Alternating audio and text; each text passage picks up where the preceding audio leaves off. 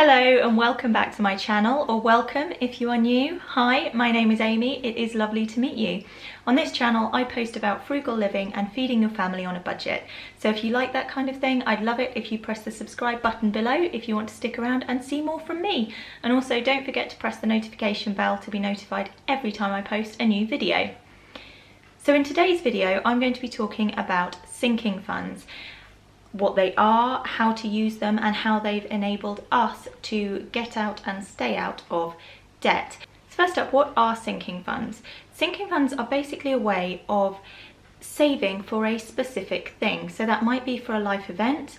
So maybe if you're saving for a deposit for a house, or you're saving for a wedding, something like that, that could be a specific thing. But more generally, they're used for ongoing expenses. So things like Christmas, you know Christmas is going to come around every year, so maybe rather than spending out all of it out of your last few paychecks of the year, you can put a little aside every time you're paid, so that when it comes to Christmas you have the funds available there. So sinking funds that we have one for the car, which is car maintenance, MOT, things like changing the tyres if anything goes wrong. All of those costs are included in our car sinking fund. So every time we're paid, a certain amount of money goes into our sinking fund, and then when we come to need it, that money is already there. So if something goes wrong with the car, we have the money there to fix it. When it comes around to the car insurance, we also put the car insurance money into there. It comes under a car cost. So then when the car insurance becomes due, we can then just pay it all in one go rather than having to pay it monthly, which does save a little tiny bit of interest. It has taken us quite a while to get the car insurance to be included in the sinking fund, and it's something that this year's kind of caused a bit of chaos financially for a lot of people, ourselves included. So we have had to make some adjustments, but all of that comes into our car sinking fund. We have one for the girls going back to school, so we have basically an August sinking fund. August can be very expensive. We have to buy new uniforms, we have to buy, new bags and all sorts of different bits and pieces that the girls need. Also throughout the year they will have various different school trips maybe, or they might need different books. All of those costs are included in the school sinking fund, so that again that money is there when we need it. We have a pet sinking fund. So this covers not their food, that comes under our food budget, but it covers any additional expenses that we might have around the cats. We have 2 cats.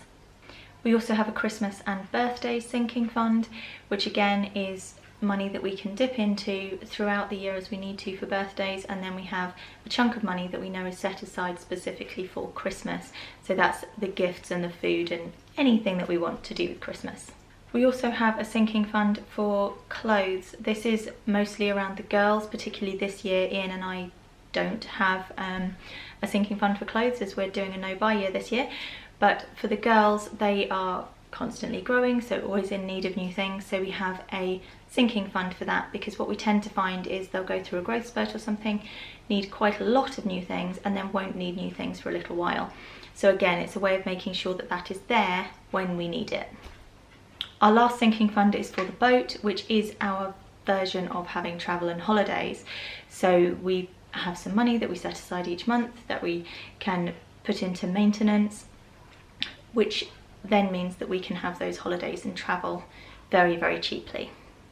Sinking funds differ from an emergency fund in that sinking funds, you kind of know that you're going to use them. They are for a very specific purpose, whereas an emergency fund is for things that are unforeseen, things that you don't know are coming, come completely out of the blue, hence emergency.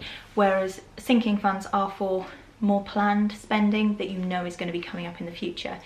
So I did used to store our sinking funds in a wallet like this one, and then inside here there's just plastic wallets which I would put the money in,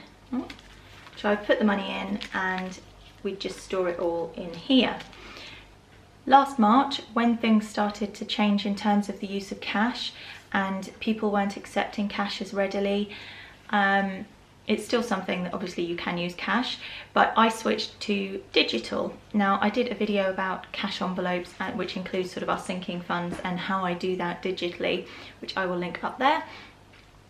But basically we have separate bank accounts for different things, and we separate the money out, and then I use an app to just keep on top of it all and track it all so that I know exactly what we've got in each sinking fund. If you are going to use different bank accounts, make sure that you don't have charges and things associated with that, because otherwise that'll reduce the amount that you've got in your sinking funds. You will be sort of eaten away by those fees and charges. I do think I will go back to cash, but right now I'm sticking with digital. So sinking funds have helped us stay out of debt and helped us get out of debt as well.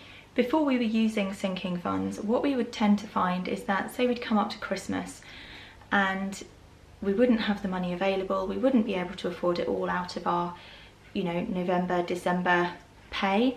So we would be putting something on credit cards or that kind of short-term debt, and then that would obviously roll over, and then by the time we get round to next Christmas, we maybe wouldn't have paid the whole of that Christmas, because the previous Christmas, because of the interest charges and all of those kind of things that add up with it. Since we've started using sinking funds, we have been able to stop using credit cards and short-term debt options. So there were times in the past where we would have an emergency or something would go wrong with the car, and we would take out an emergency loan with an incredibly high rate of interest because we needed to be able to fix the car to get to work, so we would have to take that money out. We would then be paying that back at a higher rate of interest, and in the long term it cost us an awful lot of money. So when we started using sinking funds, although I could see the potential of them, it wasn't until it came to our first year of our, I think it was our car's MOT, and we needed work doing to the car, and we had all of that there available, and we were able to just pay it and do it, and everything was fine, and there was no additional charges on it, no interest, nothing. It was brilliant. It was such a good feeling to know that we had that money there when we needed it. When it comes to working out what you need for your sinking funds and which sinking funds you need, everybody is different. Your own personal circumstances will greatly affect what you need and how much you need in each sinking fund.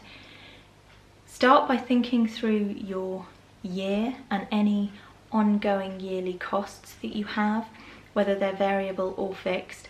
Have a look at them and see what those are and put them into categories. Those will start to determine your sinking fund categories. Once you've got that, you can go back through your bank statements, look at your past history to see how much you are spending roughly on those things in a year. Now, I wouldn't suggest sticking to that exactly. I would always put like a buffer on top of that, so say add an additional 10% just to give you a little bit more flexibility, but that should give you an idea. You also need to look at if you know you've got any expensive things coming up. So maybe if you're a homeowner and you know that you're going to need your roof doing soon, that's obviously going to be quite an expensive house maintenance cost. Whereas looking over your bank statements, it might have been a really sort of low cost maintenance year for you last year. So comparing that to what you know is coming up won't give you an accurate reading. So you do need to think about the things that are coming to the end of their life or that might need replacing, anything in that sort of region, so that you can work out what you need to have as a sinking fund. You also need to think about what time period you're talking about. So is it a yearly cost, or is it something that you know is going to come due in 6 months' time or 2 years' time? So if you know how much you need to save and how long you've got to save it, simply work out how many pay periods you have within that time frame. So say it's a year and you're paid monthly, you'd have 12 or 52 if you're paid weekly, and then divide the amount you need by the number of pay periods, and that will tell you how much you need to save each pay period. Sinking funds are a great step to take if you're trying to make yourself a bit more financially secure. It's something that's definitely helped us out an awful lot It's taken a lot of the pressure off as well, a lot of the mental pressure, because I know that for those specific things that otherwise would have caused a lot of stress and headaches, I know the money is already there. It does take time to build up. We did not manage to build our sinking funds immediately. We didn't get to our initial goal that we know we needed within the first sort of time around, which for us, we were trying to do them yearly. But we have managed to build it up. It's just a case of taking the time that you need. If you don't have the money to build up to 100% of your sinking fund in that time, do what you can to make it that much, but anything that you can do will take the pressure off you. So little steps forward will result in big changes. Everybody's financial situation is different, and I'm not a financial advisor. I'm only talking from our own experience. So do take what I say with your own judgment, but they have really helped us, and it's something that I would recommend to anybody. I hope you've liked this video. If you have, please give me a thumbs up. Leave me any comments that you have below, and don't forget to press that subscribe button and click the notification bell if you haven't already. And I will see you in the next video. Bye!